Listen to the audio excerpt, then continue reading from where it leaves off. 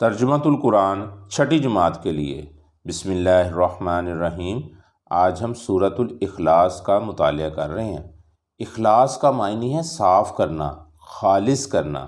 اس سورت نے شرک کی تمام صورتوں کو غلط قرار دے کر خالص توحید ثابت کی ہے، اسی لیے بھی اس کو سورۃ الاخلاص کہا جاتا ہے۔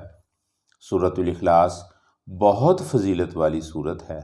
اس سورت کو حضرت محمد رسول اللہ خاتم النبیین صلی اللہ علیہ وآلہ وصحابہ وسلم نے 1/3 قرآن کے برابر قرار دیا ہے۔ حضرت محمد صلی اللہ علیہ وآلہ وسلم کو اس سورت سے بہت محبت تھی۔ آپ نمازوں میں اس سورت کی تلاوت فرمایا کرتے تھے۔ حضرت محمد صلی اللہ علیہ وآلہ وسلم کے مبارک زمانے میں ایک صحابی اکثر نمازوں میں سورۃ الاخلاص کی تلاوت کیا کرتے تھے۔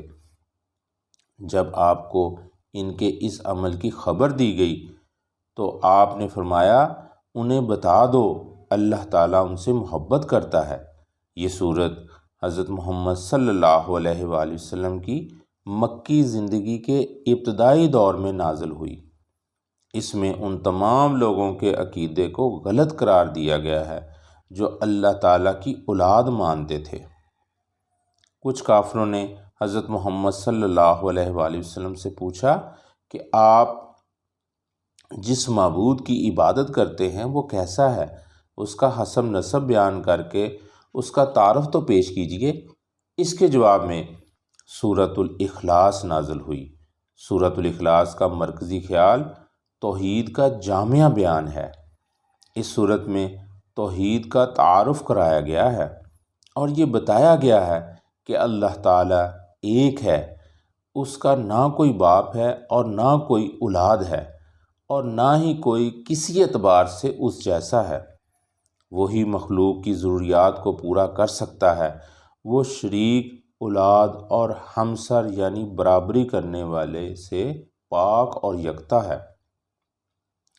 اس صورت میں تمام انسانیت کو توحید کی تعلیم دی گئی ہے۔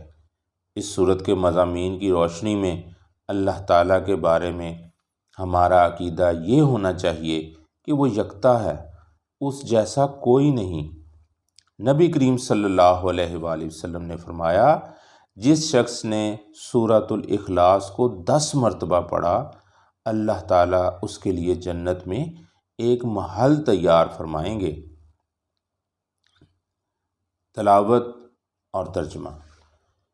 اعوذ باللہ من الشیطان الرجیم، بسم اللہ الرحمن الرحیم۔ قل هو اللہ احد، اے نبی صلی اللہ علیہ وآلہ وسلم آپ فرما دیجئے وہ اللہ ایک ہی ہے۔ اللہ الصمد، اللہ بے نیاز ہے۔ لم یلد ولم یولد، نہ وہ کسی کا باپ ہے اور نہ وہ کسی کا بیٹا ہے۔ ولم یکن لہ کفوا احد، اور نہ کوئی اس کے برابر ہے۔ صدق اللہ العظیم۔